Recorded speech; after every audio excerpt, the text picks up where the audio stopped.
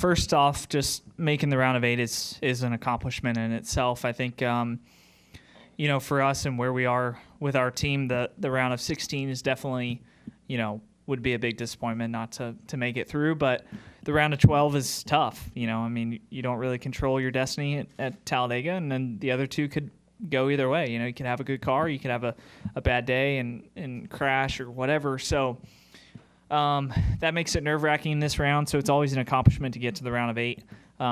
So excited about that. And then, win 300 and everything that Mr. H has meant to me in my career so far. And I don't know if it's one quote, but just how he values people and just how people make things go. And I think that I've always valued that because he's taught us and instilled that in us. And, I think getting a good crew chief like Rudy and just getting people around me that believe in each other and just makes all the difference. Mark Garrow, PR. And first off, William, congratulations. Did you feel like at any point as Kyle was out front that you still had maybe a chance to win this race, or had you kind of conceded that this just wasn't your day? When did it kind of dawn on you, maybe I got a chance? To be honest, I wasn't thinking about the win. I just couldn't put myself in that mindset where we were running. I mean, we were running fifth to sixth, and I felt like that was going to be a good points day. And I think, honestly, for me, that's what I had to focus on. Like, I can't give up free points. So I was just trying to focus on my job. I think my crew chief had more optimism that we had speed to win, but I was just thinking about trying to, get to the end of the race and get a 40 to 50 point day. So once Kyle crashed there, obviously the door was open, and I think the first time it was open, I didn't do a good job with the restart, and so I was kicking myself for that, and then was able to nail the last one. So I think after it all transpired there with 11 to go or whenever, that's when I thought I had a shot. I understand it in the preseason, Mr. Hendrick put the 300 on the table, that it was important to him and he wanted you guys to go out and get it. How does it feel now that as a team, right, you guys all pitched in, you got the 300th, but that you actually got there for him? Yeah, it's really special. I think it's, growing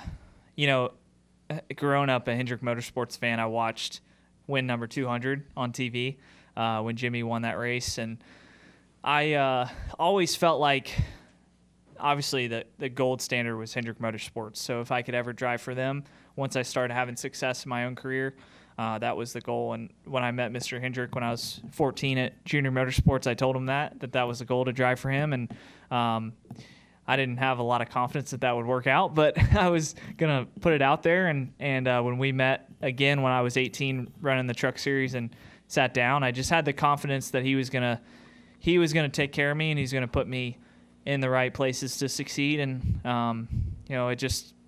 he committed to me, and even through my rookie season and 2019 and all those years that I was kind of struggling, he just committed and kept encouraging me. So I'm super thankful to him, and to give him 300 is really cool. Okay, we'll come back to Wyatt and back over here. Wyatt Watson with FrontStretch.com. William, congratulations on the win and continuing a career year. Looking at the last 4 races, you have a career win at all of the last 4 races coming up. What is the confidence level now that you have locked the first place in the standings coming into the round of 8 and then going to Phoenix?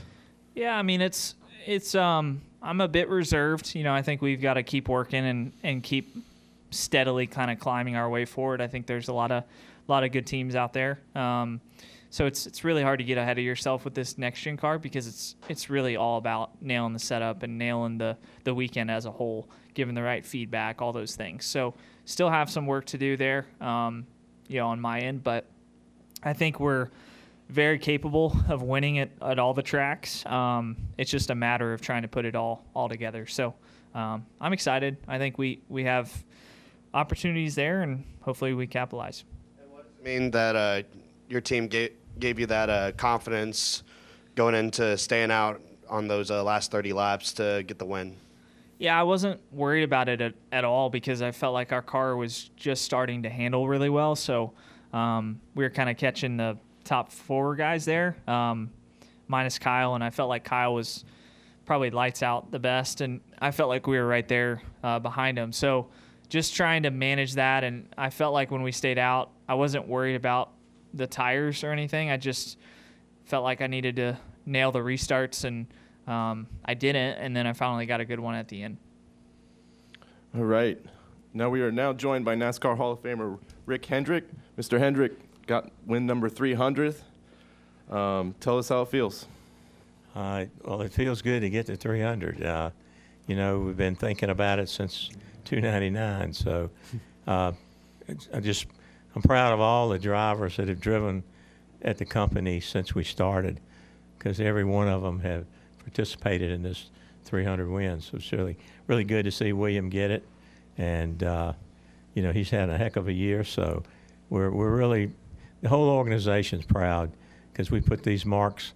We have glass on the wall, and every time we have a win, we put another flag up there. And so it's good to get to 300. That's great. Go ahead and start over here.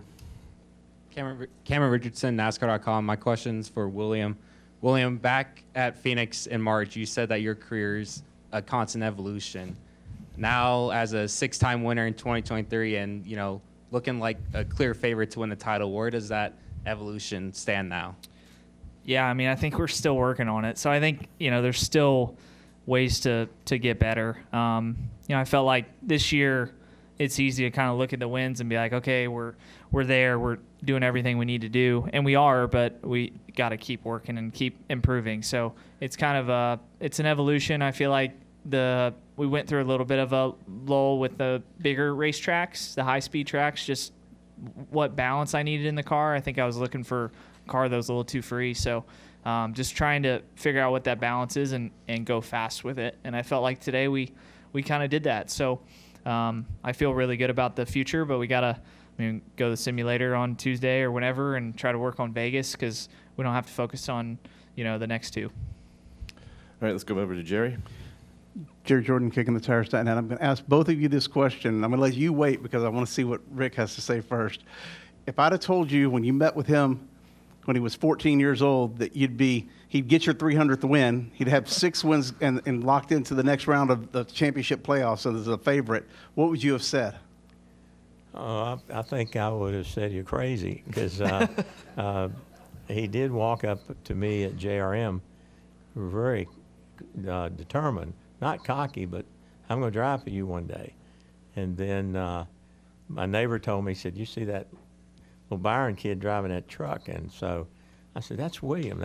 And so I called him, and the rest is history. But he's such a great young man, but to be honest with you, with no more experience than he had, and to step into Xfinity cars and do what he did there, what he did in the trucks, and how quick he's learned.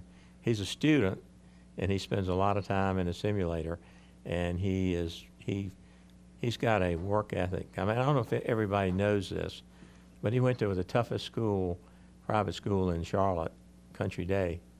At the same time, he got his Eagle Scout badge, and he was taking courses at Liberty, and he won that Grand National Series. Yeah, and any one of those would have been pretty sporty. I don't think I could have done any one of the 4, but that says a lot about his tenacity and his work ethic, and so I'm real proud of him, and I'm just thinking about how he's progressing and what the future looks like with he and Rudy together. Your turn. I don't know what to say to answer that. No, I think, to your question, when I watched as a kid, they were the standard, and I was a big Jimmy Johnson fan. And so I think that, as I progressed in my career, obviously wanted to be with Hendrick Motorsports. And when he got with me when I was 18 years old, I think it was in July of that year, running the Truck Series, and I had a lot of questions of what I was going to do next, and he just gave me the confidence that he was going to take care of me, and he trusted me, and I don't know, I just appreciate that so much because I went through some struggles my first couple of years, and he would always encourage me and always pick me up. And, it's paying off now. We've got a great team and starting to put it together. Okay, go ahead. Hi, Dawn Hall with TrackSmack Radio. First of all, Mr. Hendrick, congratulations on 300. William, congratulations to you. And as a mother of a very recent Liberty University graduate, congratulations to them as well. So, Thanks. Listen, as a local media person, I want to talk to you a little bit more about this track and the changes or your thoughts on this race this weekend and how this track seems like it changed. I mean, 22 lead changes among 13 drivers. It seemed to me like we were seeing some really good passing and some really good racing going on, despite the heat that I think was playing a bigger part than what we all kind of thought that it would too, with cars being very, very slick as well. Your thoughts on the track, and did it race differently this weekend than it has over the last few years?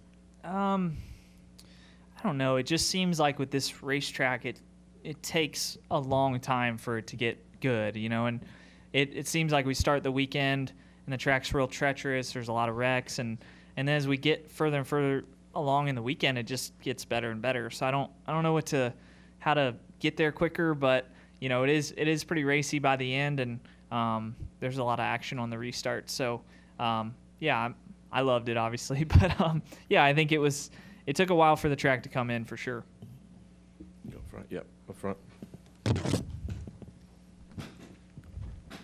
And then we'll go to Steven and Mark Garrow, PRN. Rick, I don't know what it says about me, but I've been there for all 300. I was just starting out. That means you're old. Yes, it does.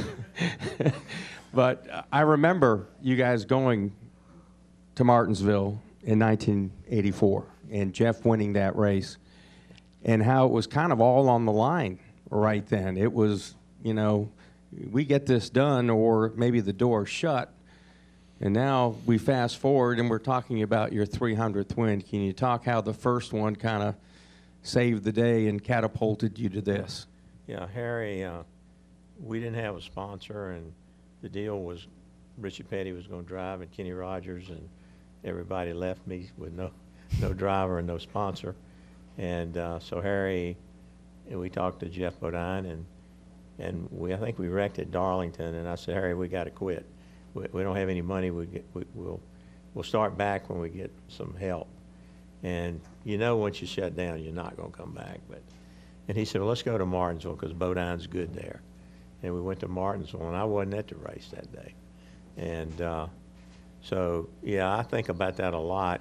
The twists and turns in life that, if you've not been in the right place or hadn't been in Atlanta to see Gordon, if I hadn't up at JRM and William, and then my next door neighbor, who's a friend of his dad's, called me and said, hey, you've been watching this kid.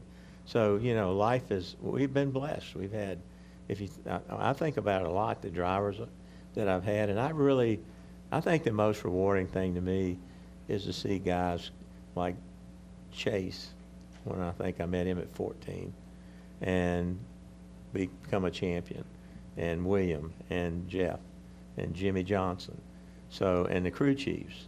So I'm very, very, I think about it all the time. Had we not won that race, it wouldn't be a Hendrick Motorsports, and it wouldn't be 300 wins. So I'm very, very, very thankful for that.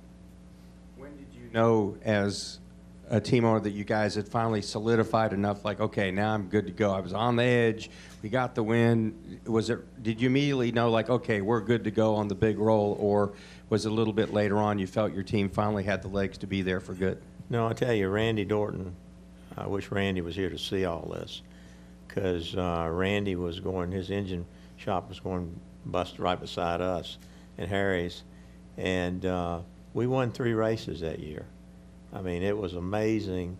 I mean, I went to Daytona, and the year before I went to Daytona, I think we finished 10th.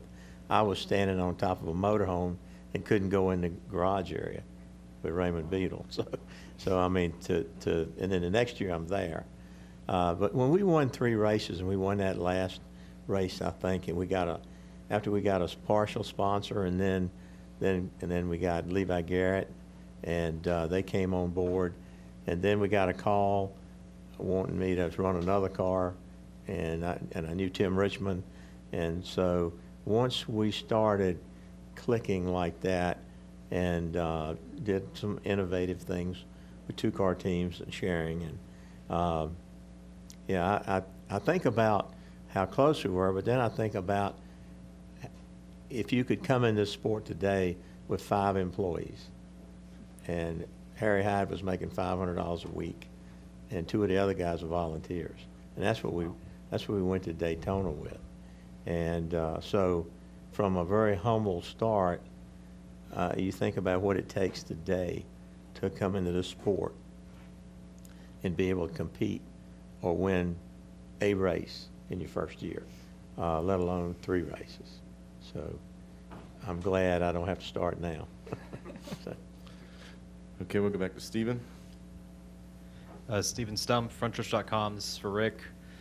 Rick, obviously in 4 decades of cars, for fielding cars, it was win 1, win 100, 200, 269, now 300. At what point did win 300 at what point was win 300 something like insurmountable, unreachable, and when did that become a goal? I don't think that was ever, the 300 wasn't a goal. 269 was a goal to tie and beat Petty's record. And so that was a goal, and I never thought we'd get there. So we started counting down till we got to break that record. And once we got to 269, then everybody started talking about 300. And, you know, we had a heck of a year in 20 and 21, won a lot of races. And I guess we've won 10 this year with the $1 million race. But it's hard, and I'm not thinking about 350. I tell you that. I'm going to enjoy 300 and see what happens. I'd like to win another championship. Thank you. Come up here to Rob, and then over to Jerry and Dustin. Yeah. Oh. Rob T. Oxen from thepodiumfinish.net. This question is for Mr. H. Mr. H, congratulations on win number 300. 2 questions for you. What are the intangibles for you to determine the people you've brought on to be a part of your organization? And secondly, how much does it mean to accomplish this milestone, carrying on the dream that you and your father built back in 1984? Well, you know, I'm in the automobile business, and I started that exactly like the racing. I had 5 or 6 employees on a little deal that was busted, and today we got 11,000 employees and 100 dealerships. And I don't know how that happened either, other than it's people. The secret in any business you're in is people. And if you surround yourself with good people and take care of them, you know, my top 6 guys in the automobile side have been with me a minimum of 25 years. And when I look at guys like Jeff Andrews and, like I said, Randy Dorton had so much to do with building this organization because he was more than an engine builder. And we attract good people, and we try to hire people, and we'd like to promote from within. Chad started on the 24 car as a tire changer. Alan's been with me, that's the crew chief on the 9. He was an engineer with Gary DeHart. And so our guys have kind of grown up in the company, and we've kind of got a character and a way they work together. And it's not easy to have four cars race each other. And tonight when I went out on the pavement to take a picture with all the teams, you know, I felt for the other 3 guys because they wanted to win, but only one guy. And then I reminded them, all of you guys have contributed to 300. I mean, you know, we wouldn't have it without you. So I think any business that you're in, it's about people, and we take care of our people, and we treat everybody like a family. I grew up on a farm, and that's one thing my dad taught me, is you have to depend on your neighbors, and so I've had that philosophy all of my adult working life. Okay, go ahead, Jerry. Jerry Jordan, kicking the tires.net again. Mr. H, you mentioned Martinsville and your beginnings and things of that nature, and we talked about that before. But when we hear reports of charters at $40 million and things of that nature, what are your thoughts on that? And is that a sustainable business model when a charter typically brings probably $5 to $10 million in prize money a year? Yeah. It depends. It's like going to a car auction. All you need is two people bidding on a car, and then it brings all the money. And until someone's sold and closed for that kind of money, it could go the other way just as quick. But thank NASCAR for coming up with a charter that gives us something of value that if we didn't have it, our parts would be 10 cents on the dollar. So if you worked in the sport and you've got a charter and you want to retire or it's time for you to get out, you should be able to get something. I think Bud Moore and Junior Johnson, those guys wish they had a charter, because they put all their life into the sport. When it's over, it's like, what have you got to sell? So I think the charter is a great thing, and I think it's going to be driven by the amount of people that want to get in the sport. Okay, let's come up to Dustin. Dustin Long, NBC Sports, just to kind of follow up on that. How confident are you that the charter system is going to remain in place as you guys work through a future financial plan with NASCAR beyond next season? Yeah. Well, I think the charters are going to be there. For all indications are they will be there, and we're getting close. I think I haven't been in the negotiations, but I think they're wrapping up things. You might know more about that than I do, but I spent a lot of time with Jim France when I was at the 24-hour race, and he wants to see the sport grow and go. He wants to build a fan base, wants to go to new tracks and do new things, and so I think NASCAR is. I think we'll get everything sorted out, and I think there'll be charters. I don't have any inkling that there's not going to be charters. William, you talked earlier about and Rudy even talked about the, I guess, inconsistency of results in the next gen era because of the competition. Yet, here in the last 6 races, you won a couple times, 5 top 10s. You put together a nice little stretch here. If you look at your season results, there was a good run of 6, 7 straight top 10s, and there have been some runs where there haven't been, just in terms of that. To have such a good run or solid run at this point with still 6 more races to go to the end of the season, at least 4 that significantly matter in terms of the championship and the next round in Phoenix. What's the challenge, or how difficult is it to maintain that? Because it doesn't seem like people can, like Rick's used to seeing, Jeff scoring 20 straight top 10s or something like that. That just doesn't happen. Yeah, I think the results are really individual when they happen. You just have to be super disciplined to get results. I feel like you can, because it's all so close. I looked at the lap times from practice, and it was the first place guy was a 05 and the 30th place guy was a 40. So it's so hard, and so I think you just have to be really disciplined to grind through the times that aren't so good and get the balance of the car right and just make your way forward.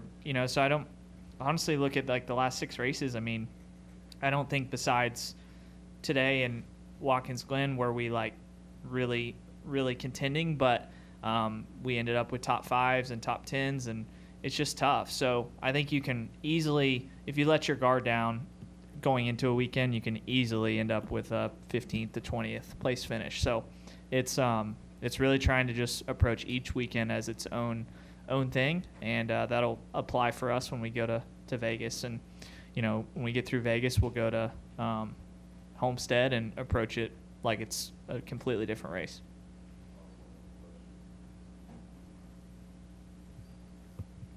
Since you talk about the grinding, and again, I understand you work really hard and you did last year to get what you to go as far as you did.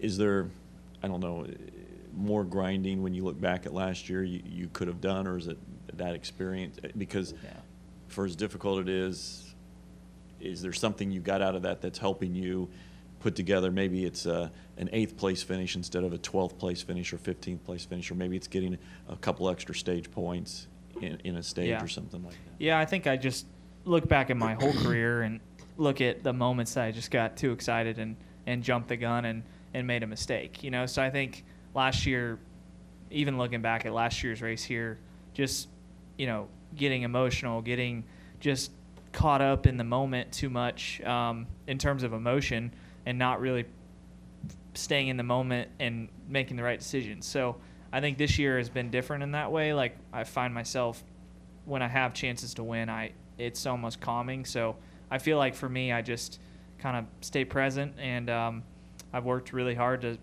to manage those emotions that come up, you know, throughout the race. So yeah, I think it is, for me, it's a grind mentally, I guess, more than physically, but it's just the grind of kind of staying in it.